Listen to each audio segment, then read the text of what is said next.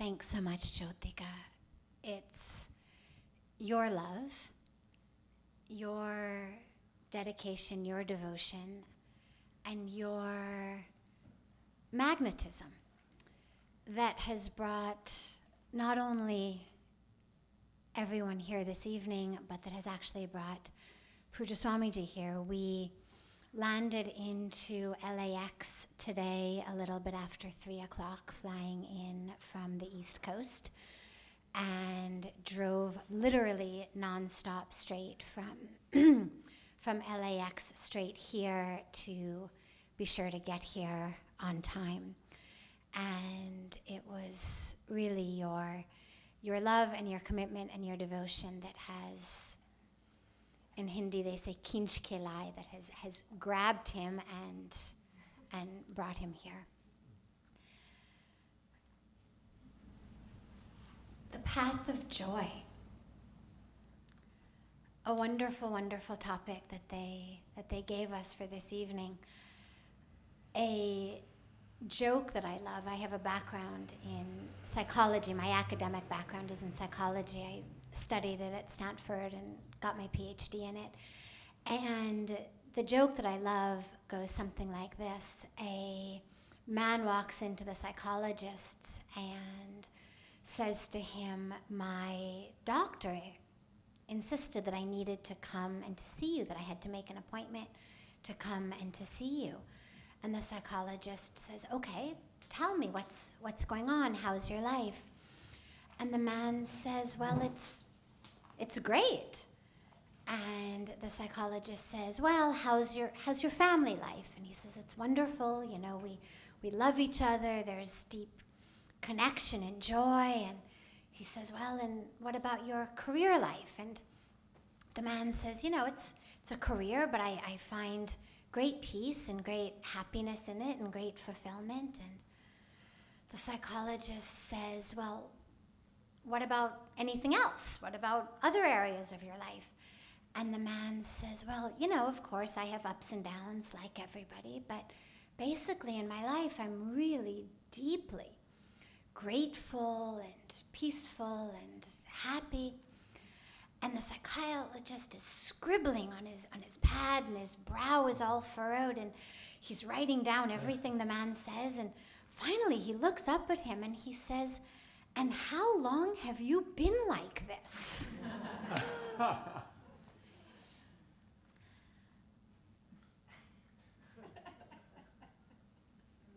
Joy has become something that we don't see. If the man had walked in with depression or anxiety or lack of fulfillment, the psychologist would have known exactly what to do. No need to furrow the brow, no need to scribble like mad on his pad. But living in joy? It seems so far from us, so far from our reality. The Constitution of the United States grants us all the right to life, to liberty, and to the pursuit of happiness. And so we hold very tenaciously onto our life. We do whatever we can to make it long, strong, healthy. We hold tenaciously onto our liberty. Anybody who tries to take our freedom from us, to take any rights from us, we fight them vehemently. And we pursue happiness. And we pursue and we pursue and we pursue and we pursue. And what we find is we're not actually any closer to finding it. The Constitution has granted us the right to pursue it, but it doesn't say anything about the chances that we're actually going to find it, or where to find it, or how we might find it. And this is really the root of the problem, because in the pursuit of it, and I go back to the Constitution because, we wonder, well, where do the problems begin?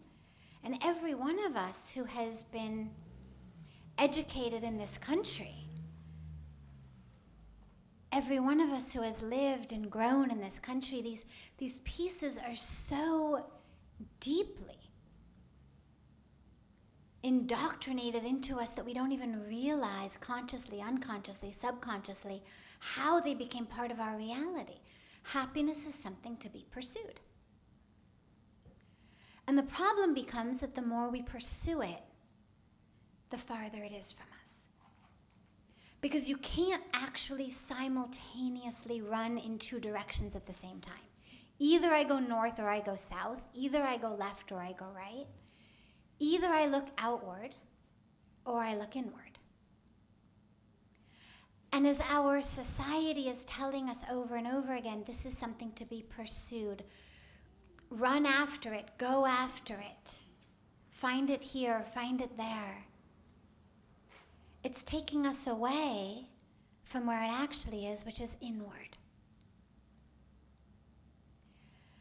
And that's what I loved so much when Jyotika sent me the consensus on the theme of tonight, the path of joy, because it gives us really an opportunity to talk about the fact that, as beautiful a title and theme as it is, joy isn't a path. The concept of there being a path of joy implies somehow that there's a route and then there's a destination.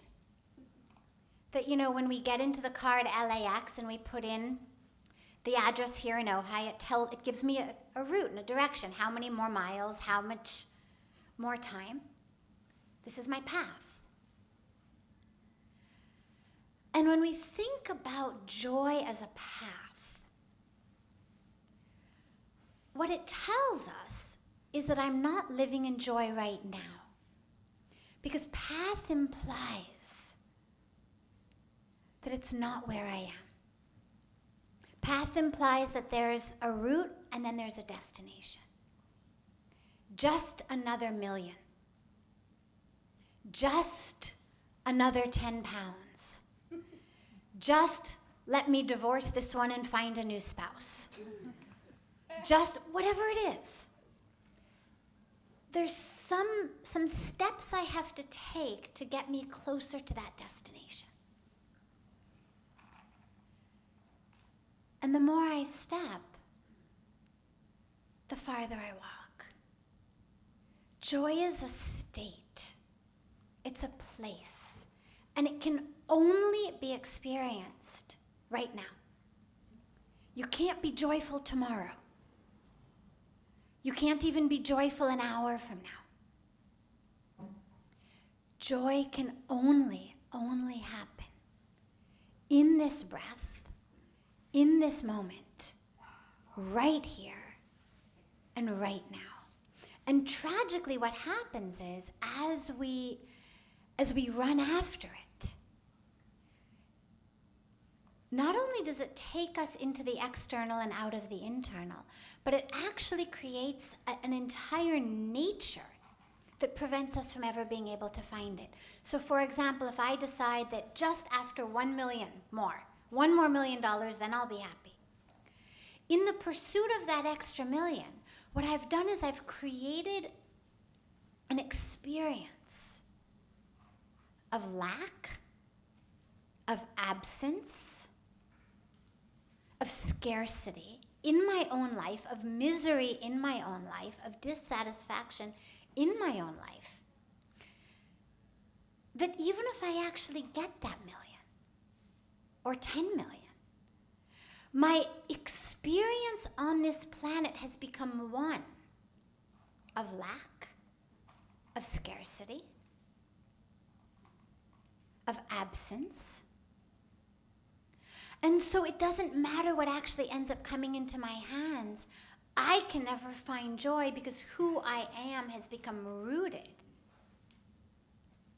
in constantly running after something else. It reminds me of, after I had been in India for about a year or two and had experienced, by Puja Swamiji's grace, by God's grace, such joy and such peace. I was back in America, and I'm a scientist, as I mentioned, by not just academic training, but also by much of heart and intellect. I love science. And so I decided I was going to do a personal scientific experiment. And what I did when I was back in LA was I made it a point to talk to about 10 different people I knew, all of whom had attained the absolute height of their particular area of expertise. So someone in business who was the CEO of a billion-dollar company, someone who was an actress and a well-known famous actress, someone who was a singer and actually had a song in the top 10, someone who was a tenured professor at Stanford, someone who played for the LA Lakers. You know, as much as I could, people in different spheres, but who really had attained the highest in that particular field. So if we're in business, what do we want to be? Ideally, the CEO of a billion-dollar company. If we're an actor or an actress, ideally, what would we love? To get a part in a big movie, to become famous. If we're in academia, what would I love? Well, to be a tenured professor at an Ivy League school. So I interviewed all of these people, and since they were people I knew personally and well, I was able to mask my one question in the midst of what seemed like just a really, really casual conversation. So either I called them or I met them for a cup of tea or a meal or a walk.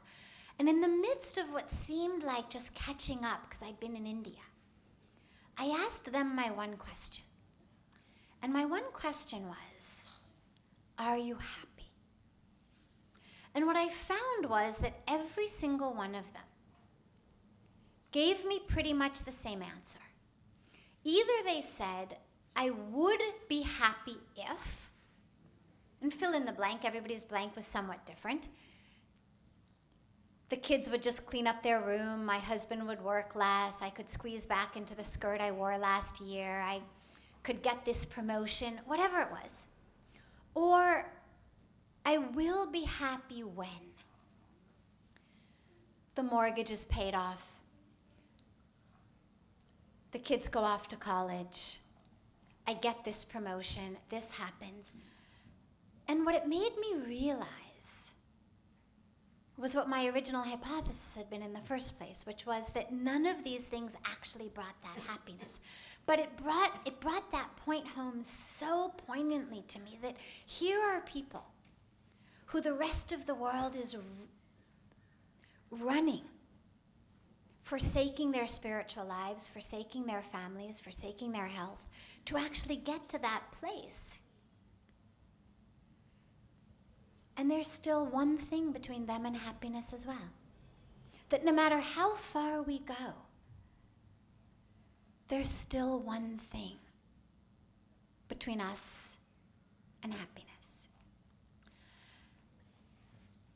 And that's what makes us realize that it's not a path.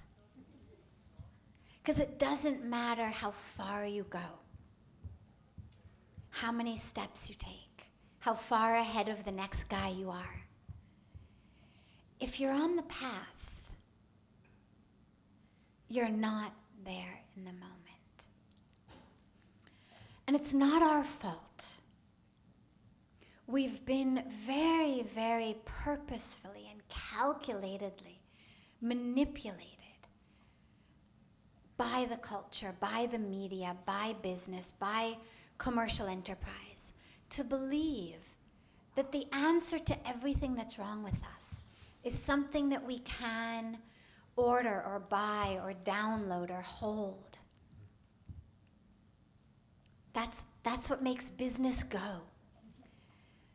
The example that I always love to share about this is you look at our commercials, our advertising, and you take something like an advertisement for soap.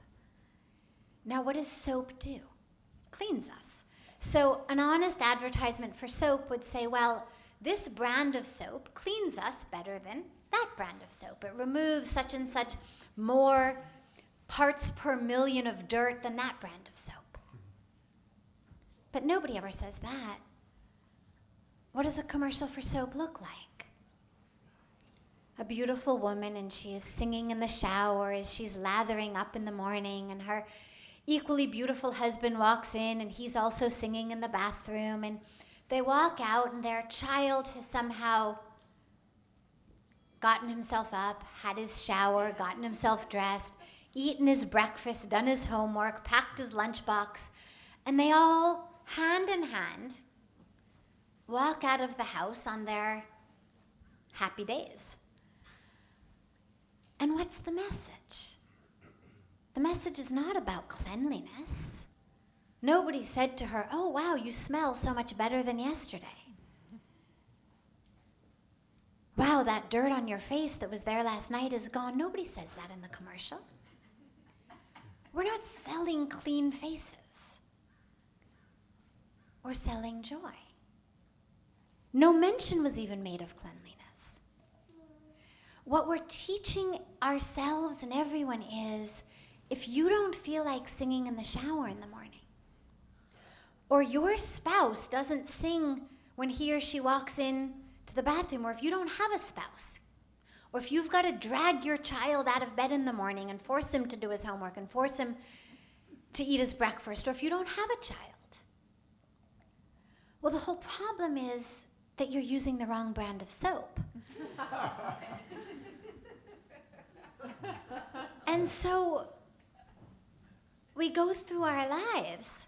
I mean, it sounds ridiculous, and of course we laugh, and that's why I love the example, because it is absurd, but it works. People who write these commercials are billionaires. It's a billion-dollar industry. And so subconsciously, unconsciously, we keep changing our brands of soap. We change our brands of dishwashing liquid. We buy new jeans and mobile phones and this and that. New models of car. Well, you know, in the commercial, the kids in the back seat are singing, and in our car, the kids in the back seat are strangling each other, and so it must be that I've got the wrong type of car. And so we keep going outward. And yet we're not any closer to the destination. And now technology comes in, and technology tells us, well, the problem is that you don't have this phone, this computer, this system, this thing that makes your life so simple and so easy that you actually have time for joy.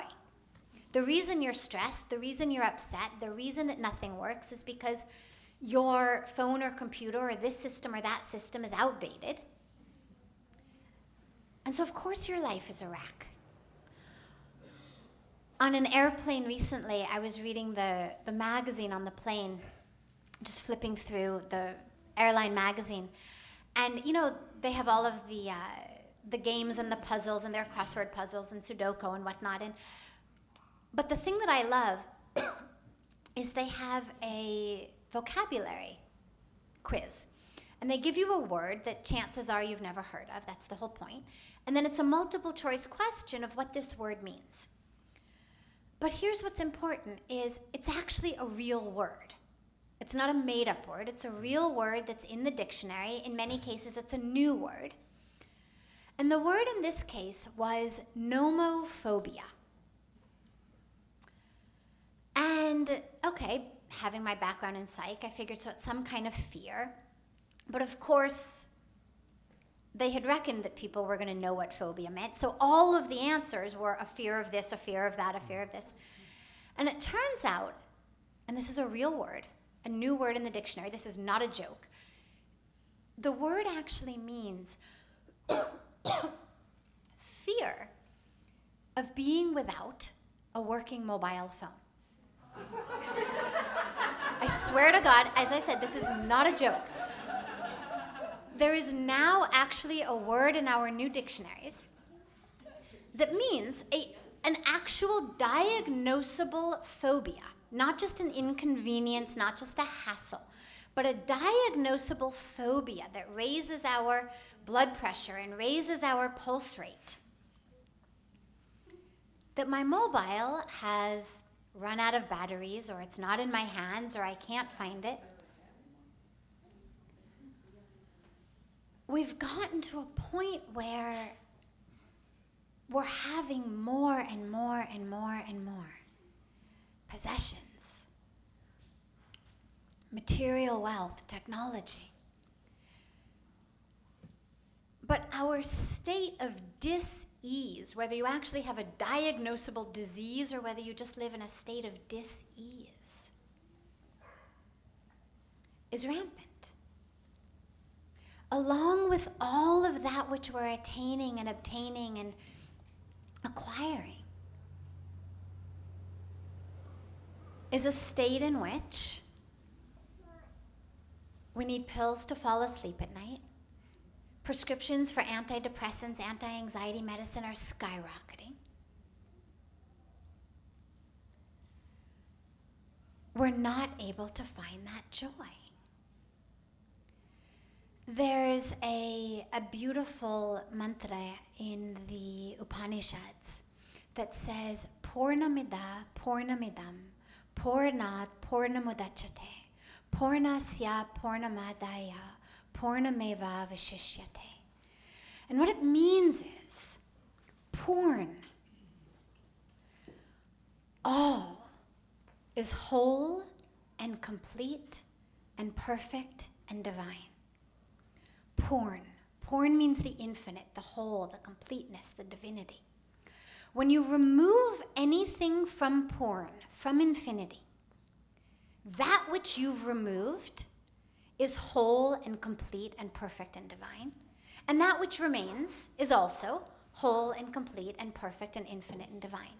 And it makes sense mathematically. Those of you who, or any of us actually, we all learn it in school. If you take infinity and you divide infinity by 2, what do you get? Infinity, right? Infinity minus 10 is what? Infinity. So if infinity divided by 2 is infinity, then infinity divided by 7 billion is what? Infinity. So the reason that we've been given the mantra is not as a way of understanding math, but a way of understanding ourselves. We've been created not just by the Creator, but of the Creator. We are that which has been removed from that infinity. The supreme reality, regardless of what your religion is, regardless of how you envision the divine, with name, without name, with form, without form, it's irrelevant. There's no concept of the divine that says the divine is finite. Whatever your religion or spiritual path is, that path holds within it the idea that that which we worship is infinite. And when we have been removed from that infinity, created by that infinity, well, we haven't removed something from the infinity. God is still infinite and whole and complete. It's not that God is now minus 7 billion. And each of us who has been created is also infinite. We're not 1/7 billionth of infinity. We're infinite. That's what the mantra means. We are Purn, whole, complete, divine, perfect. So if we are, then what's happened to us? Why is joy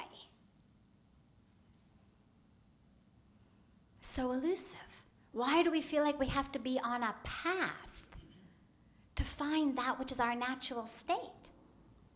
I mean, look at babies. Look at our beautiful Moxie here. She doesn't have to have something to be joyful. I could give her something that costs $1 million, and I could give her an empty, toilet paper tube, and chances are she's going to be a lot happier with the empty toilet paper tube than with a diamond.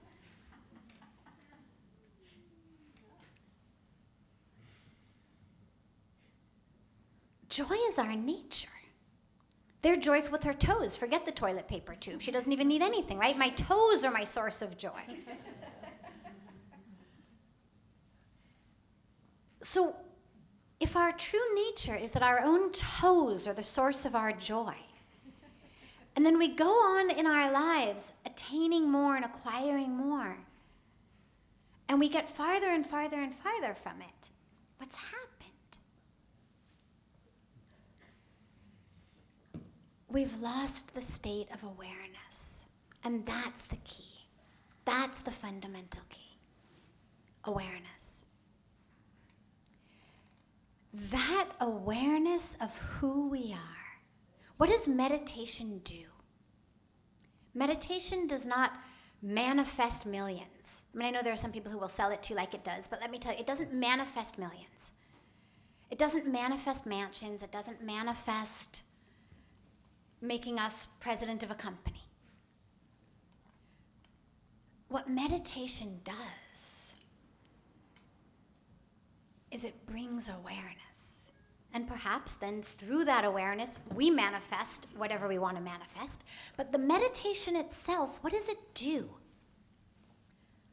All it does is bring us into awareness. Whatever path into our meditation we use, whether we're watching our breath, awareness of the breath, awareness of a mantra, awareness of a light, awareness of our third eye, or just of a vipassana practice of meditation that is just pure awareness-based. It's bringing us into awareness. And that state of awareness is where that state of true joy is. Because if I'm not present, it doesn't matter what's in my hands.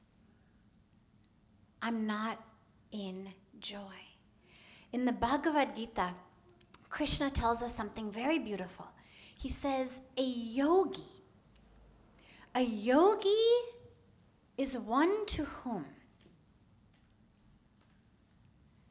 a handful of dirt, a lump of clay, and a brick of gold are the same. Now this is amazing because those of us who practice yoga know that yoga is a practice of increased subtlety, whether it's an inner subtlety of our breath, an inner subtlety of the self, or an external subtlety, the difference between our inner knee, our outer knee, our inner heel, our outer heel, our metatarsals, our metacarpals. It's a practice of discrimination. So he couldn't possibly mean that a yogi has hands that can't tell the difference between what a brick of gold feels like, what dirt feels like, and what wet, soppy clay feels like. What he means is that in the path of our lives, in that which is important and crucial and fundamental in our lives, each of them is equally able to help us on that path. Or each of them is equally unable to help us on that path. So you are no more likely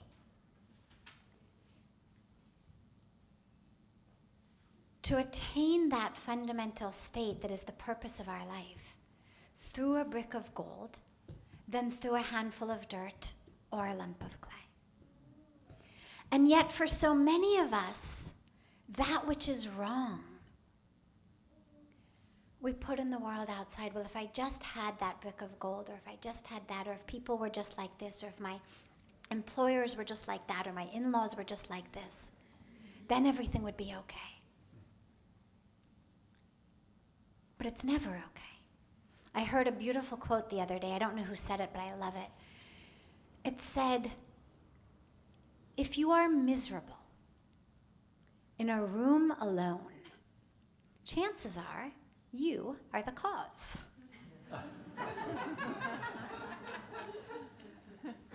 It was one of those email forwards that I got, and I loved it because, as obvious as it is, how many of us have sat and stewed, moped, sulked, plotted in a room alone, convinced that someone or something were the cause of our misery. And yet it's so beautiful. Well, here I am in this room alone, and if I'm miserable, there's really no one and nothing I can blame it on.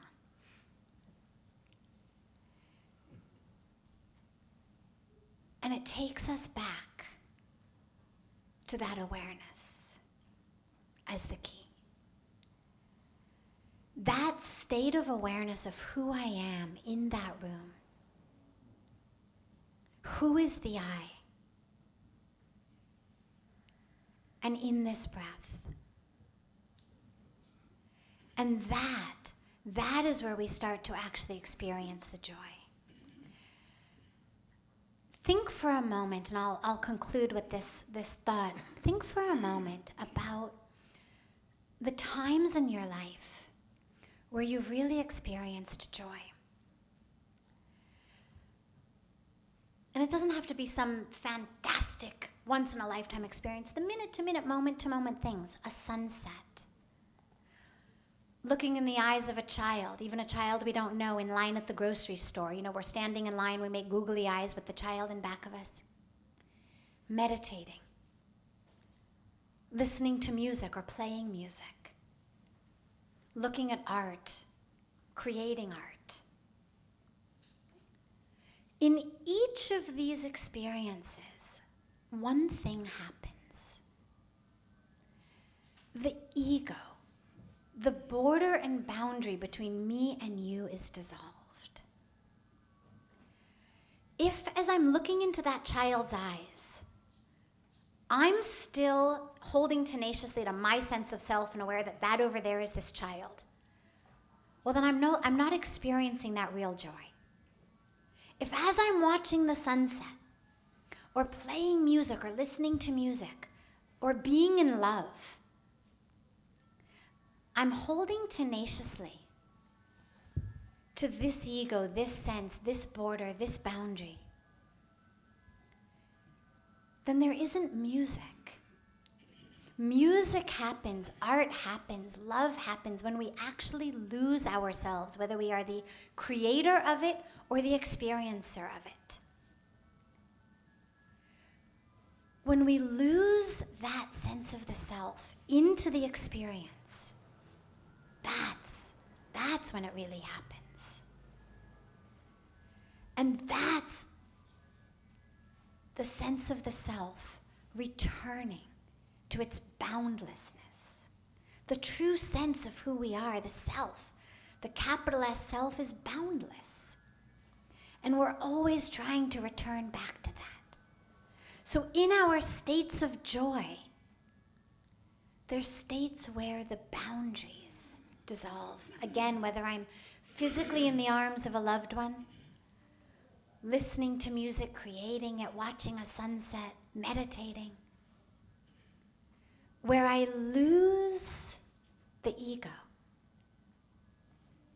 and I melt into that true awareness. That's where joy is, in that connection.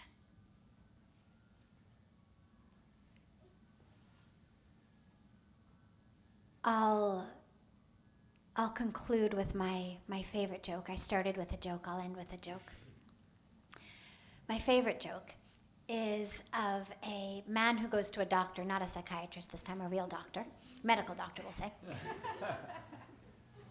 And he says, something's wrong with me. Something's really wrong with me. Everything in my body hurts. Whatever I touch, it hurts. I touch my head and it hurts. I touch my knees, they hurt. I touch my back, it hurts. I touch my stomach, it hurts. And the doctor's amazed, because typically people only have one complaint. So he runs every test and every scan, and at the end he calls the man back in and he says, well, I have good news and I have bad news. Good news is there's nothing wrong with your head or your back or your stomach or your knees. The bad news is your finger's broken. And since your finger's broken, whatever you touch, it hurts.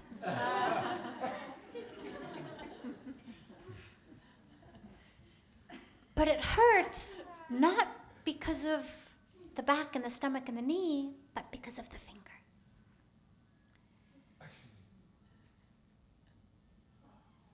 when we reconnect this finger, we put a splint, it reconnects the bone.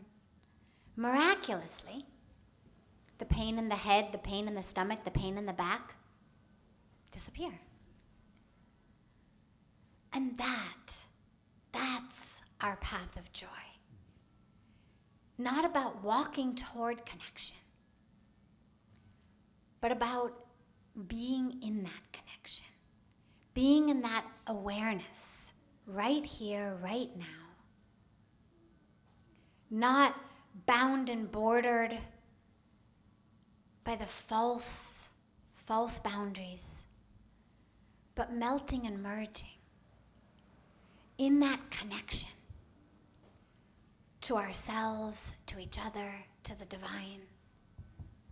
And then miraculously, all of that in our world, which we think hurts. We think it's our employees that hurt, our employers that hurt, our spouses that hurt, lack thereof. Miraculously, when we reconnect, the world stops hurting. In this moment, in this breath, in that state of awareness, is our only chance for that joy. And what we realize is, it's here. And if it's here in this moment, then it can be there in the next moment, and be there in the next moment. And when we walk through the moments of our life connected, then we carry that joy with us. Then it's not the path of joy, but it's our path with joy, wherever we go. Joy is within us, and we bring joy to those around us.